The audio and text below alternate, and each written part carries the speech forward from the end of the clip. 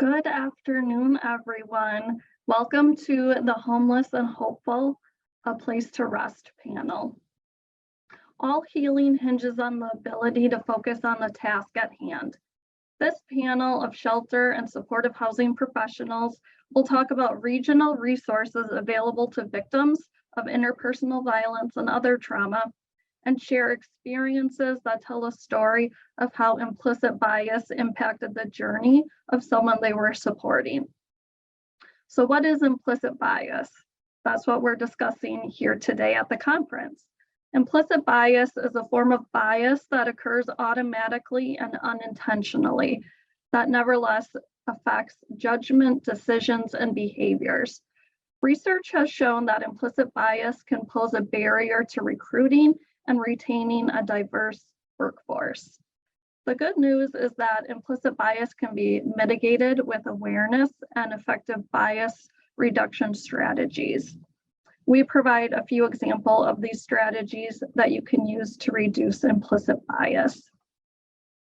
So the intention of this panel is to show how implicit bias is connected to the additional barriers and realities that low-resourced individuals face when attempting to gain access to housing so that they can move forward with their life after victimization.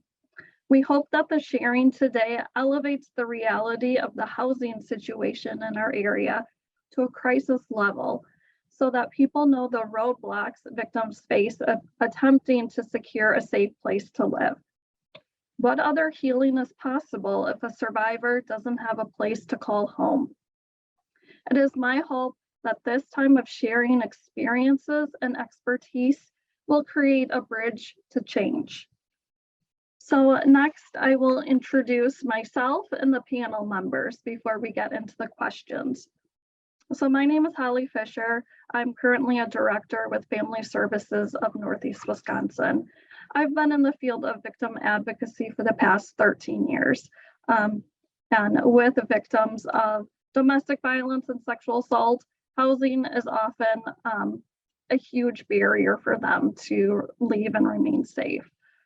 So throughout my work, I've oversaw shelter operations, implemented domestic violence housing first programming at Golden House, and domestic violence rapid rehousing programs. So now I will introduce Tamika Hughes Foote, excuse me. Tamika worked as a case manager and program coordinator in the human services field for almost 20 years. Her current position supports and advocates for clients by equipping them with resources and education that leads to self-sufficiency. She activates St. John's vision of each person leaving better than they came. She is passionate about empowering their guests by inspiring them to see hope in what may feel like a hopeless situation. When she's not at work, she likes to spend time with family, do karaoke, and also flourishes as a professional life coach. Welcome, Tamika. Next, we have Betsy Borns. She is the Director of Development at Safe Families Wisconsin. Betsy has over 6 years of experience working in various capacities for a growing nonprofit organization. She's highly skilled at relationship building, leadership, motivating, and creative problem solving, while being adept at assessing needs, generating options, and implementing solutions with a proven record of success. Betsy is well-versed in all phases of recruitment and hiring, defining job roles, and assessing needed skills and qualifications. She is experienced at managing products from the requirement gathering needs, identifying phase through completion. Welcome, Betsy. And lastly, we have Erica Villacrez, who is the housing director at NewCap, which is a local nonprofit in our area. As a housing director at NewCap, Erica has been working in the homeless and housing world for 6 years. She graduated with a bachelor's degree in social work from the University of Wisconsin-Milwaukee and made Green Bay home shortly thereafter. She enjoys advocating for those who are experiencing housing instability and assisting them in working towards their dreams. Welcome, Erica. And thank you all for agreeing to participate on this panel. We will dive right in with the questions. So in what ways have you seen implicit bias re-victimize individuals needing housing?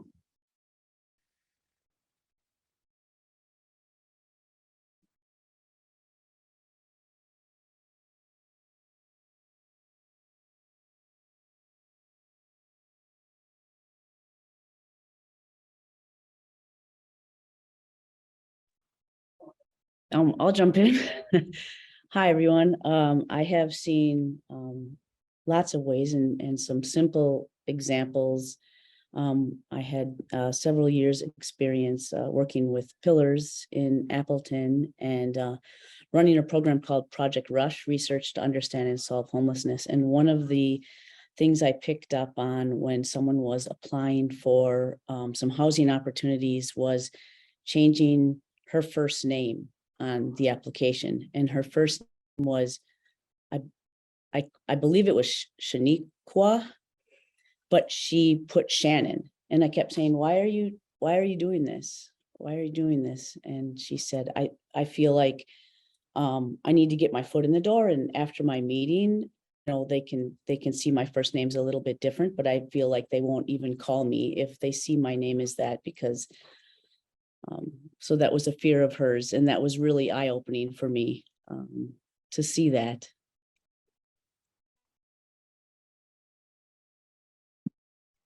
I would say, kind of going along with that, we have folks that might be what we would call like racially identifiable over the phone. And so when they're calling landlords, they sometimes experience that implicit bias just simply from a phone call inquiring from with the landlords. I would also say that we see it frequently when folks are just simply lumping them all into one group of if you're homeless or housing insecure and looking for a place, or you have housing assistance, there's automatic assumptions about what you're going to do to that place, what kind of folks you're going to have over, whether or not you're going to have struggles with addiction or whatever it might be. There's some automatic assumptions that are happening just based on previous experiences or a lack of understanding and education from the landlords. I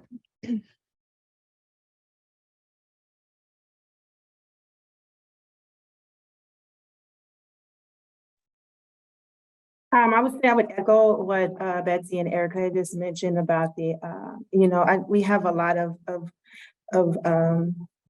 our guests that come, they have that with also looking for jobs, but looking for housing, but also when looking for jobs too, the biasness of they're not going to be good workers or anything like that because they're homeless, and and then because they're homeless and they have those obstacles and adversities in them, they're thinking, that there's that fear of them thinking that they may have some challenges with AODA and mental health, or some of the perspectives that come from those who not really in the working with our homeless population or community, but a lot of their perspectives is coming from like social media or television. And so a lot of our guests have those fears of putting on their application that they are actually homeless because of that, a fear of not being hired simply because of that. I would echo that. I think that there is this stigma that has been created around what it means to be homeless and what that looks like, what homelessness looks like. And so, I mean, even when you are walking down the street and you see somebody that you assume is homeless based on an appearance, they might not be, right? I think we have seen folks experience different biases just simply walking down the street and seeing somebody, and maybe they cross the street to get away from them, or they'll like clutch their purse a little bit tighter just making that assumption based on how somebody looks, whether it's based on their race or maybe they're making an assumption they're homeless, whatever it might be. So Yes, that homeless piece is so true. I did a 3-day homeless simulation where I lived on the streets in Appleton for 3 days to try to get a feel, at least just a little tiny slice of, what that might feel like. And I think that the giveaway, I just had jeans and a Packer shirt on. But I think the reason people thought or knew that I was homeless was because I had a backpack and I was standing around. I wasn't walking around and, busily, and I was treated very differently. Not necessarily poorly all the time. Sometimes people were concerned about me and even asked if I needed help, but even that is can be humiliating at times. But I did notice, and I have never before or since noticed this, and it was very unsettling. I noticed a couple of stores watching me when I shopped, and never ever has that happened to me before. And because they thought I was homeless with that backpack, they were keeping an eye on me, and that too is very humiliating. You bring up the backpack visual, and it makes me think about how it had to have been like 5 years ago. I was sitting in a room at the Micah Center for a committee meeting, and somebody there asked all of the providers there, what does a homeless person look like? And we all described somebody that's like wearing camouflage, has a backpack, maybe longer hair, overgrown facial hair. And I remember her saying, why did you guys describe that person like that? And I mean, that could be any random person just on the street walking, with that attire or that look or whatever it might be. And I remember her saying it could be any one of us sitting in this room. And we, it, regardless of what they're wearing, we shouldn't be making those, assumptions based on their looks as to what their maybe housing status is, socioeconomic status, or whatever it might be. Thank you, ladies. Shifting gears a little bit, we know that affordable housing, or lack thereof affordable housing, is a major issue in our communities. And according to data organized by the National Low Income Housing Coalition, there's a shortage of more than 119,000 rental housing units in Wisconsin and our whole state. Green Bay shortage suggests that Green Bay will have to build up to 310 rental housing units a year to meet the projected housing demand by 2040. What do you think are some practical ways to get in front of this reality?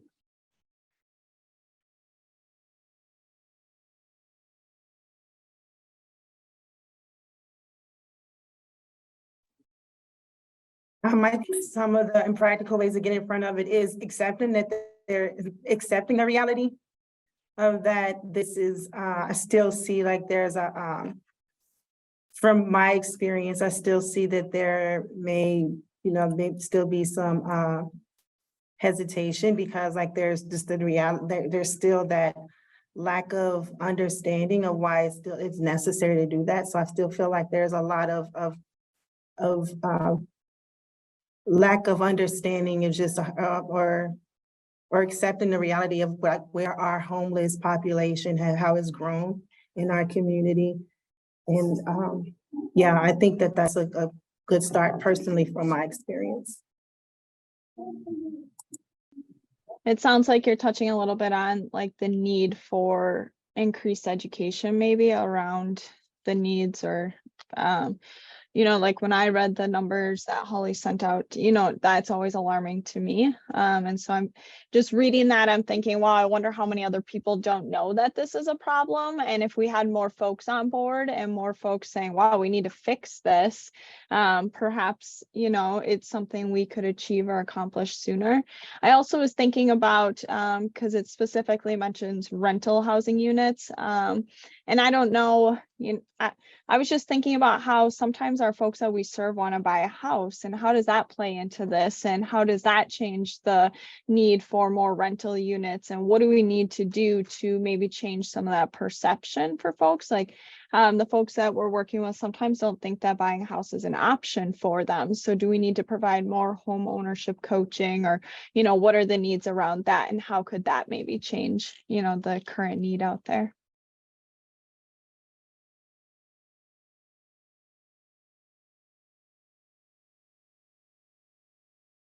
Betsy, did you have anything to add? Otherwise, I'll move on to the next question.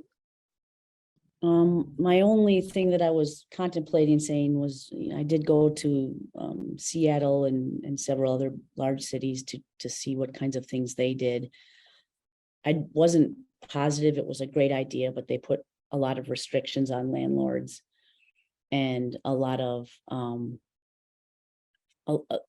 restrictions that helped new renters and helped homeless people get housing. Some of there was a little backlash, and it was really hard to see, but there's always options in there. So that's one thing we could always consider as well. Thank you. In our communities, there's local networks who are doing the work of helping the homeless population. So can you guys talk about what those local coalitions do? Who's all involved with them? What are the goals of our local housing and homeless coalitions? Yeah, I can touch on the Brown County Homeless and Housing Coalition. So that is a group of folks that come to the table with the intention and mission to collaborate to end homelessness and housing insecurity. The vision of that group is a community that ensures safe and stable housing for all. So there's all sorts of partners at the table, people with lived experience. So folks who have been through housing insecurity or homelessness. There's shelter providers at the table. There's rental assistance providers, mental health, physical health, probation and parole is often there. Health and Human Services. So everybody that has some skin in the game around homeless and housing is at the table and putting our heads together to figure out what can we do to better advocate for folks, what can we do to better serve our communities, and how can we work together better to meet the needs of those around us.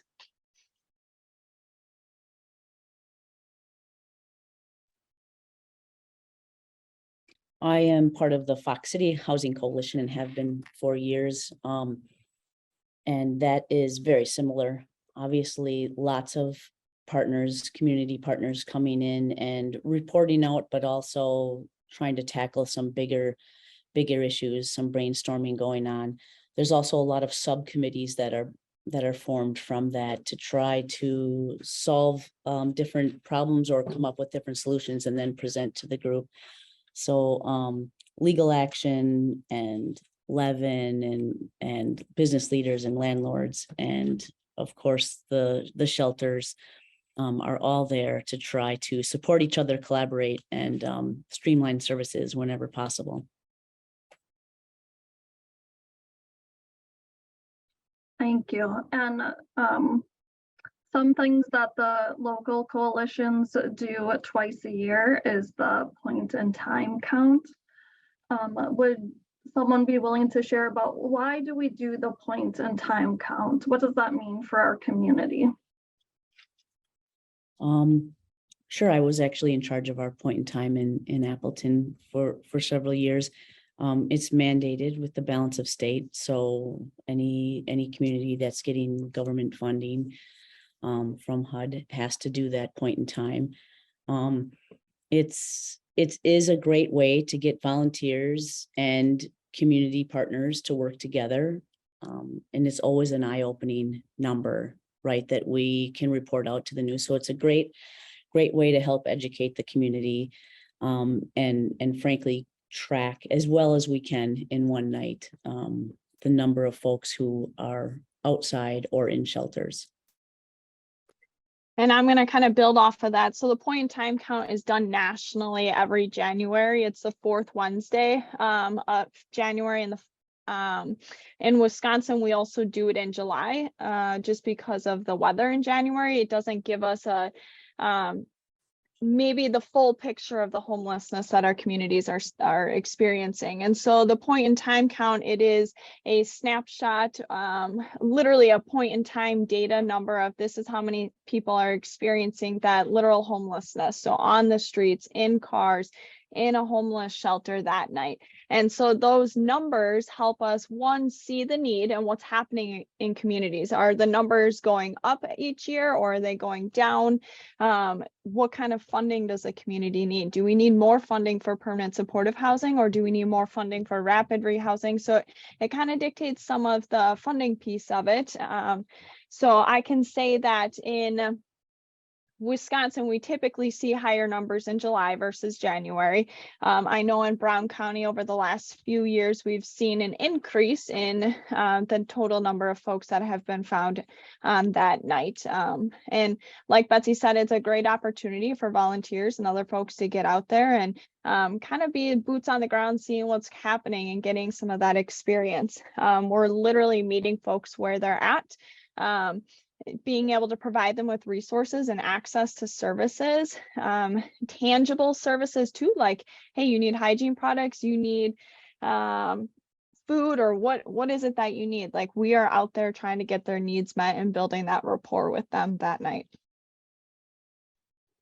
Thank you. If memory serves me correctly, and correct me if I'm wrong, I believe July for Brown County, the point in time count found over 90 individuals who were on the street. Is that correct? Yeah, I believe, ooh, you're putting me on the spot. I think it was 91, 92 Yeah, was the and final number, I think. yeah, and in previous years, the number has been around 30 to 35 individuals. Yeah, so we could see the impact the pandemic has had, other societal factors. So within a couple of years, 3 times the amount of homeless people or people living on the streets in Brown County. So Tamika, as someone who works at St. John's Homeless Shelter, how has that increase impacted your work and your organization?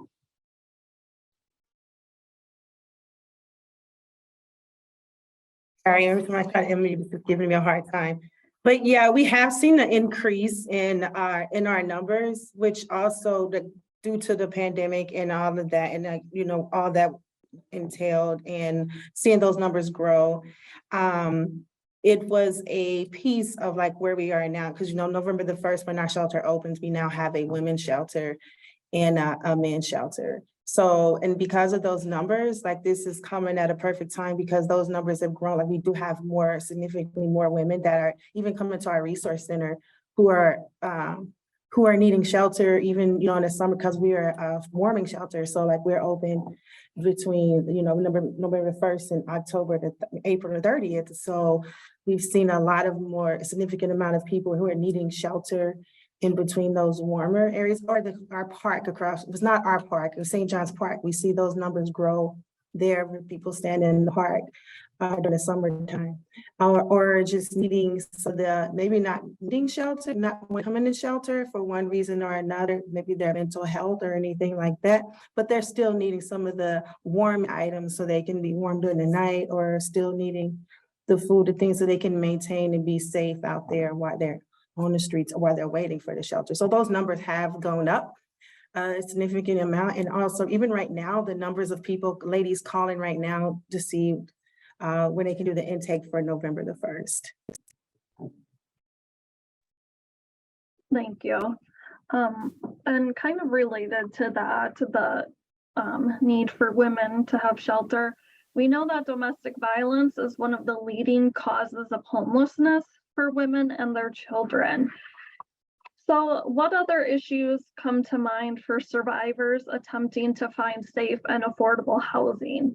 And how are the needs of sexual assault or domestic violence survivors different from the general public who is in need of housing services?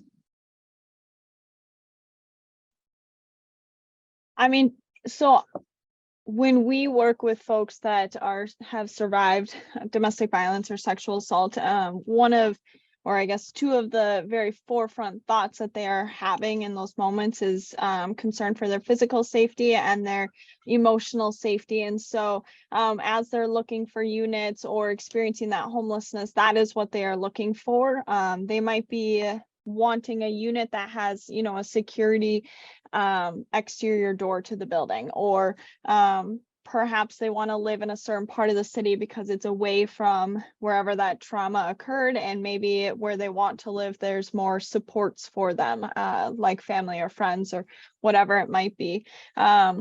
And thinking about the barriers that they might experience that are different than folks that haven't gone through domestic violence or sexual assault. I think about the stigma that comes with it, in the sense of if I call a landlord, or if a landlord calls a landlord for a reference, that they may be told, hey, we had a lot of police calls because of this household, they're not a good tenant, when in reality those police calls were because of the abuse that was happening. And so I think that poses additional issues, and the folks are having to work on advocating, a little bit more for themselves, and helping them maybe speak their truth to the landlords as much as they are willing and able to, so that they can overcome some of those barriers and secure housing.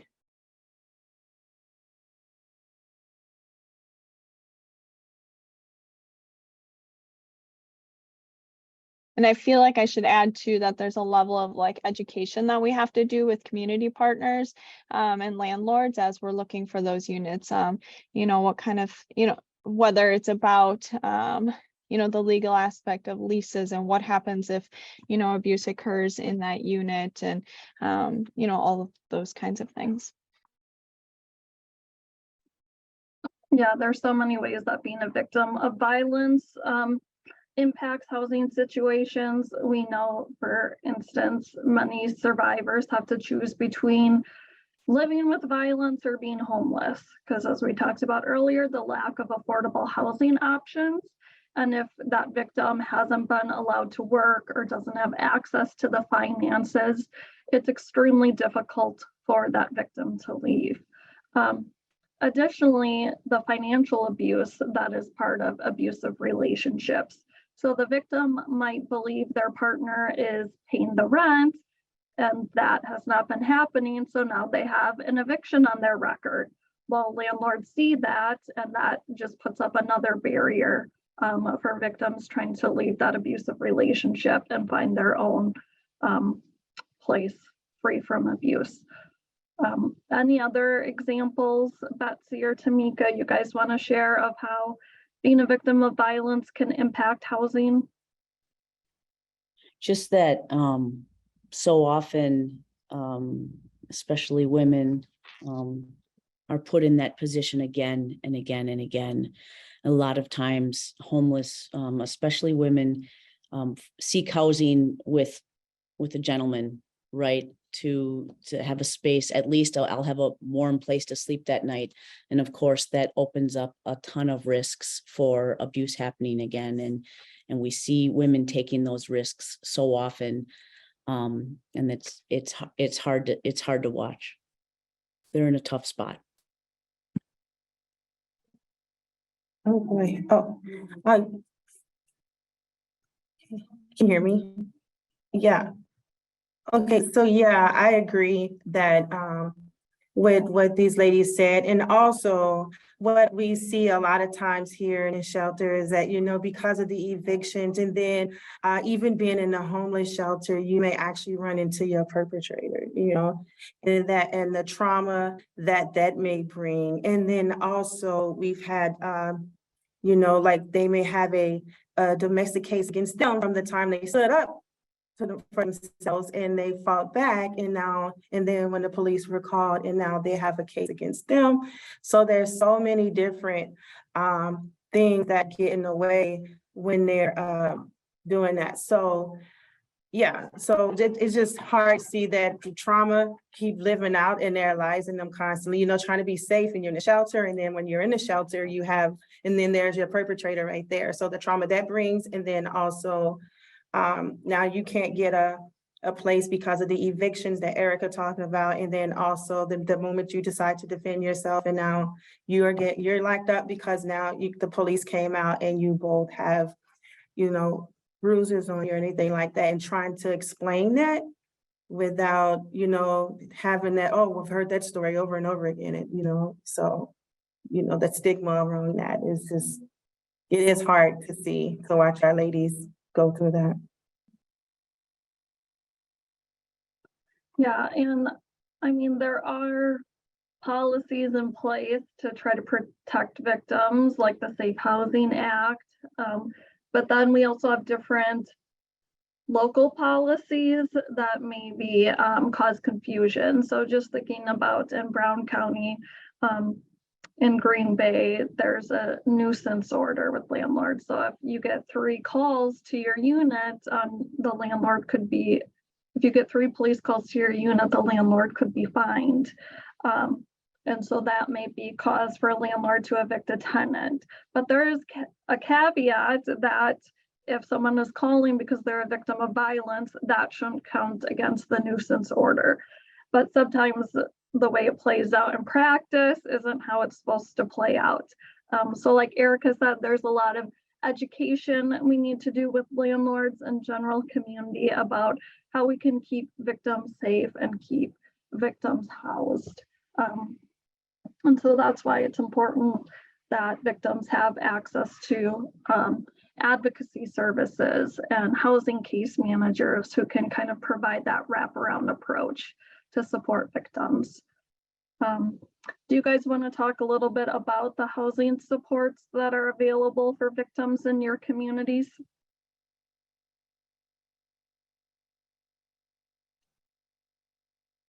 Yeah, I can touch on, we have a few providers within Brown County. We have Golden House, which a lot of people work with. So they are the domestic violence agency within our community. And so we partner a lot with them when folks get housed. If they need like I've worked with them before to get like alarms for on the doors or windows. They also have different counseling available for folks and case managers to help with the legal advocacy piece of it. We also have Wise Women Gathering Place, which works with folks that are victims of violence, and Awaken works with folks that are victims of human trafficking. I'm not sure if anybody wants to add to any of those. Thank you. There's also specific housing programs that are for victims of sexual assault and domestic violence. So some agencies have rapid rehousing programs specific for that.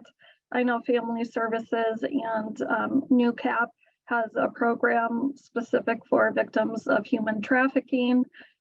So there are pockets of support within our community for victims.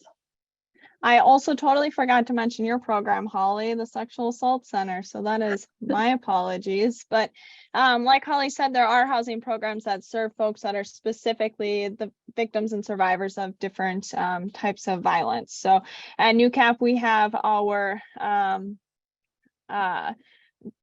a grant through the Office of Victim Crimes, where we do partner with Family Services, and we're specifically serving folks that have been trafficked. And so we get them into housing, we provide them those units. Family Services provides the legal advocacy side of it, and we do all of the housing support. So teaching those independent living skills, helping them navigate landlord-tenant relationships and various things like that. Someone else just reminded, I don't know how I forgot to mention this one, but We Are Rise African American Resource Center, they have services as well to support with domestic violence survivors.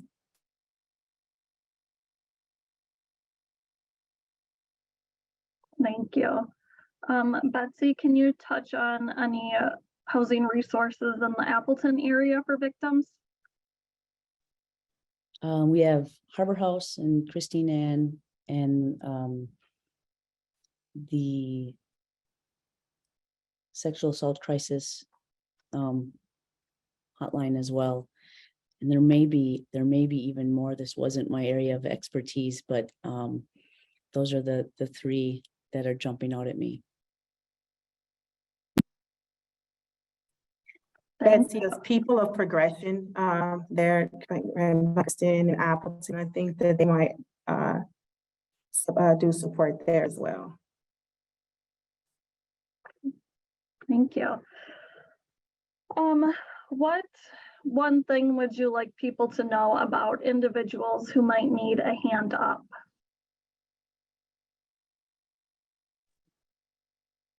I think the biggest lesson I have learned working with people lots of times on maybe the worst day of their life or the worst week of their life is that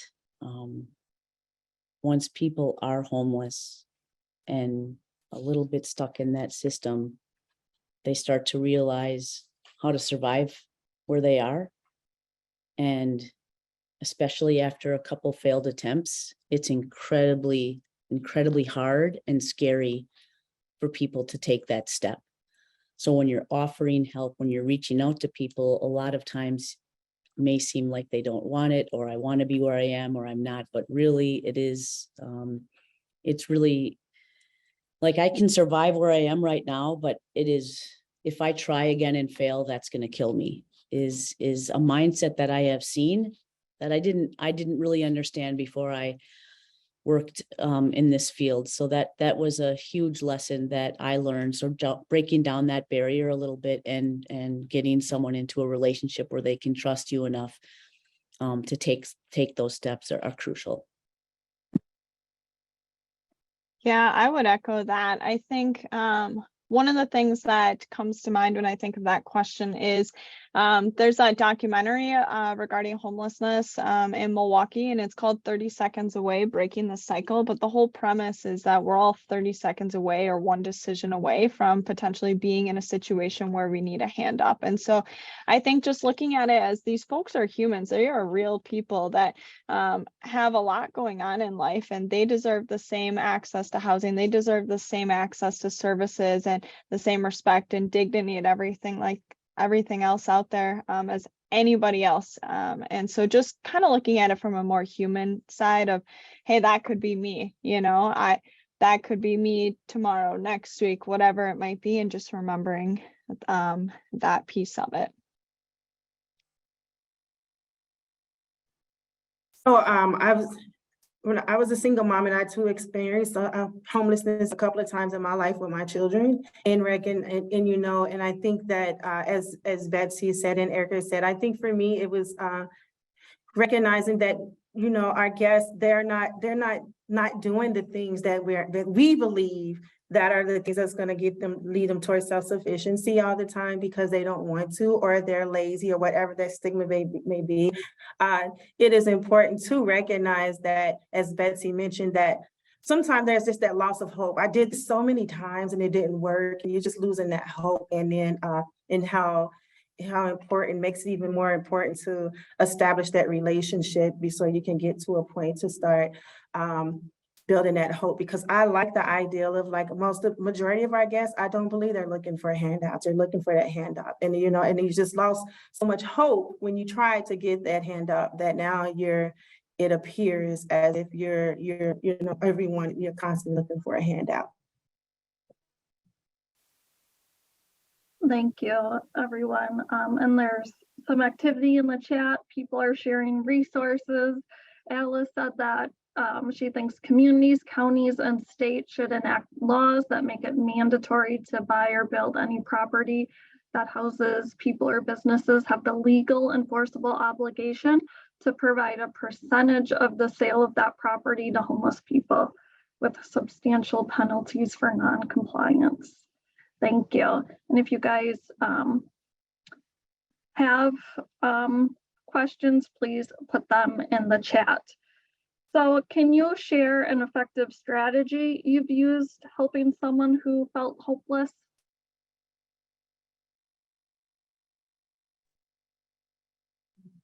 I think it's different. Go ahead. I was just going to say, I think it's a little bit different for each person and your relationship and rapport with that person. There's some folks that you could say, like if you had a magic wand, what would you fix or change in your situation, and have them identify, reach for the stars, what would that be? And then based off of that, all right, let's figure out how we can get you there. Like, it's not going to happen overnight, but what can we do to help you? And trying to help them realize that they that there is hope and that there is potential to make those changes or whatever it is that they are working towards. Yeah, that's a really good point. I agree with that. And we used to have a saying at Pillars, and it was, if you know one homeless person, you know one homeless person, right? And that just means everyone is so different. There is putting someone in a box like, oh, if you're homeless, this is what you do. So you're right. Each person has individual needs and individual barriers that you try to figure out how to help people to step over. Yeah, I think there's so much power in building those intentional relationships, in hearing our guests and coming to them from the perspective of they're not homeless people, they're people who happen to be homeless. And I think that there is just so much power in like keeping, in instilling that into in their minds. And because we're all just, you're people, like Erica was talking about that 30 seconds, we're all choices, one choice away from being in similar situations. But yeah, those words matter, and it's important how we be very intentional in building those relationships. I was just going to say too, acknowledging a little bit of that hopelessness and, helping them realize that that is a human feeling to have, because they're going through something tough. They've been through something tough, and just acknowledging that piece of it is incredibly powerful too. And just listening to them and letting them know that you're there for them and continuing to show up time and time again for them, and being somebody that they can rely on. Thank you. So you guys have been working in the field with this population for a few years now. So what things are a constant, would you say, in your supportive efforts with this population?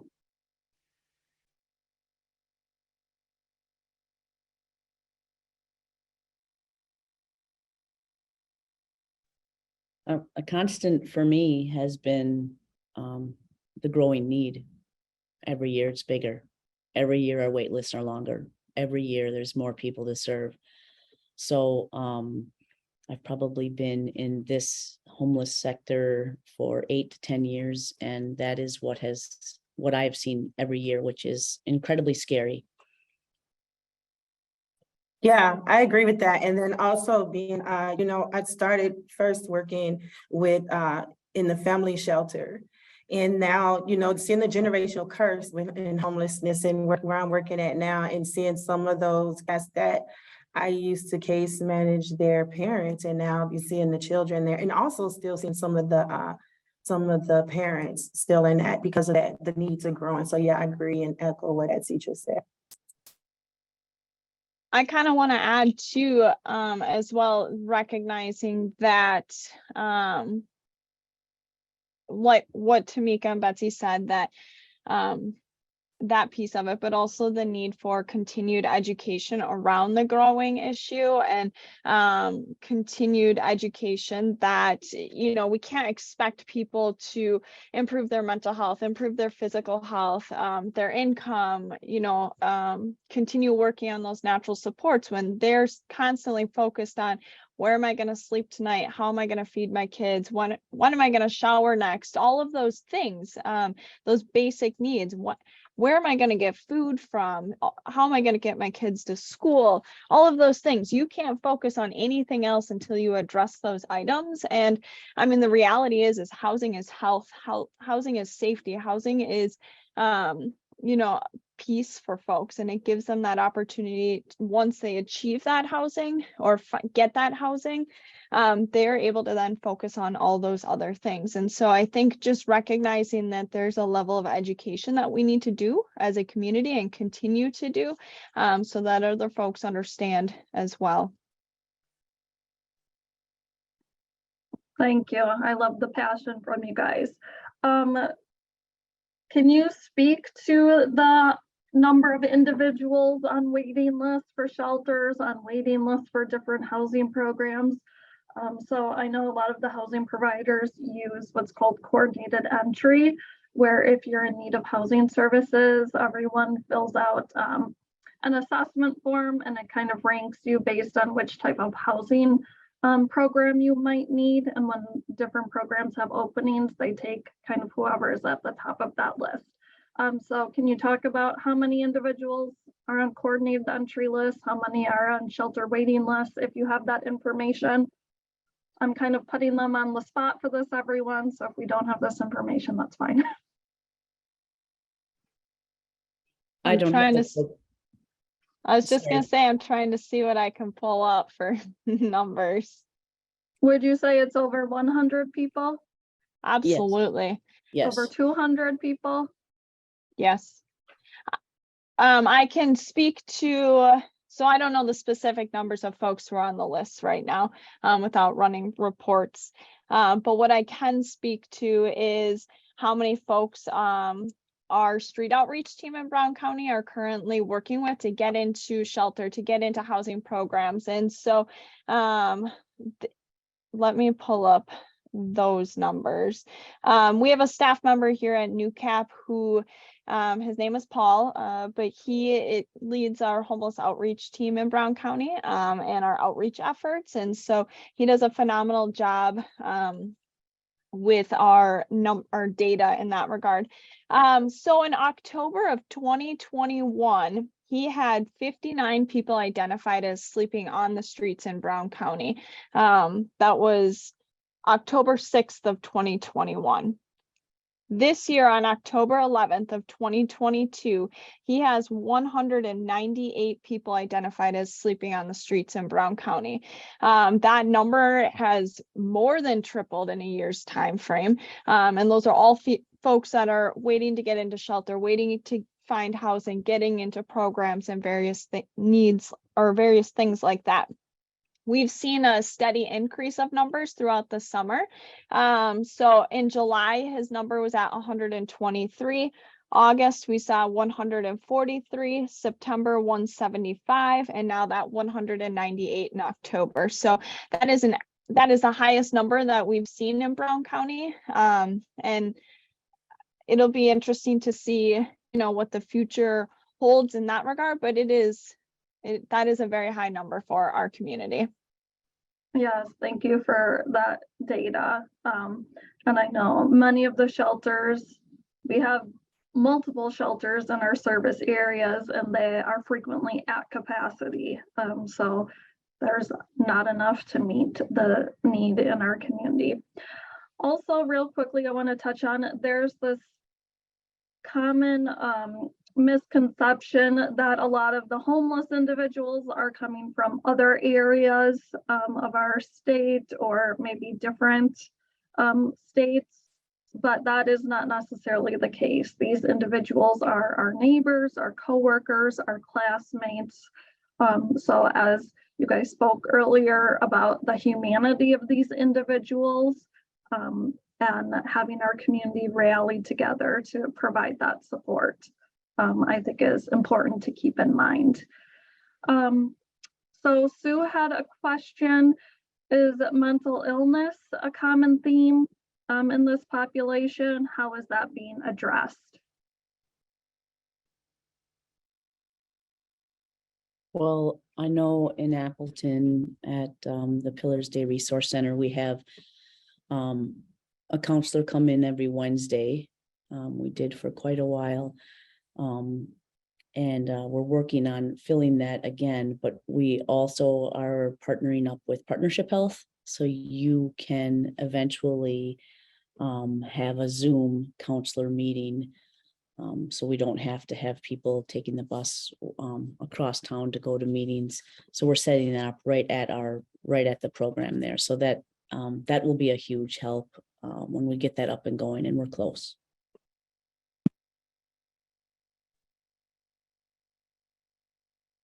I would say that mental illness is something that a lot of folks in our communities do experience. It's not specific to people experiencing homelessness, but we do see maybe a hard time accessing mental health services. And so there's always a push to meet folks where they're at, or how can we get them access to services faster? So mental health is a thing for the folks that we serve. Not everybody we serve has mental health struggles. A lot of folks do. However, it is not, it's not specific to homelessness. Yeah, and many housing agencies partner with other resources. So if the individual needs a case manager, if they need access to a psychiatrist, a mental health therapist, housing staff at those agencies will make those connections for individuals if they're in need in that, whether it's mental health, physical health, substance use issues. It's important that we have a comprehensive assessment of the needs of individuals so that we can make sure their needs are being met. And someone asked the question of, are there any plans at the city or county levels to address this situation? We do have a representative from the city of Green Bay on the Brown County Housing and Homeless Coalition. So they are involved in those efforts in addressing homelessness and housing instability. Betsy, I don't know if you can speak to the Fox cities.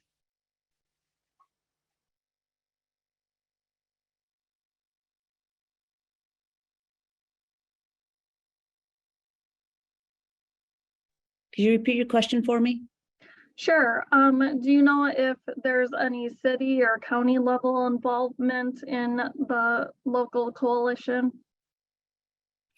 Yes, yes, we do have the city of Appleton involved at the coalition. And of course, county workers come too. So yes, both. Thank That's you. very helpful because obviously we need all players on board, especially if we're going to move the needle on any of the ideas or programs we're trying to push forward. Definitely. And then Erica, if you could put the number in for new cap, someone is wondering about that.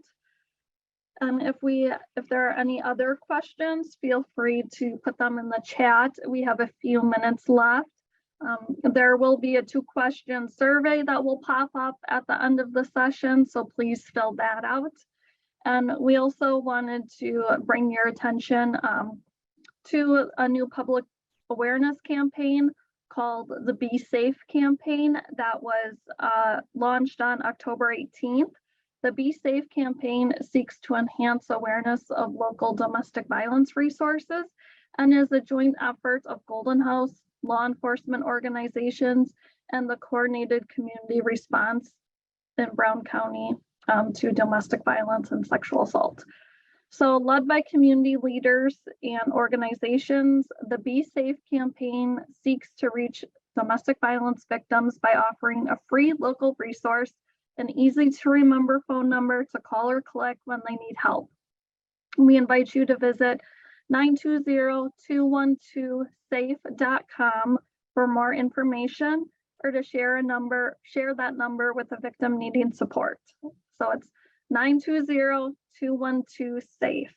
It's amazing what happens when we come together to help address social determinants of health. Thank you for attending this conference. And again, please answer the 2-question survey that should have popped up. And I don't see any other questions. Hey, Holly. Yep. It won't let me put the number for new cap in for everybody to see. So I can just give it out right now. And I can't direct message that person either. So new cap's number is 800-242-7334.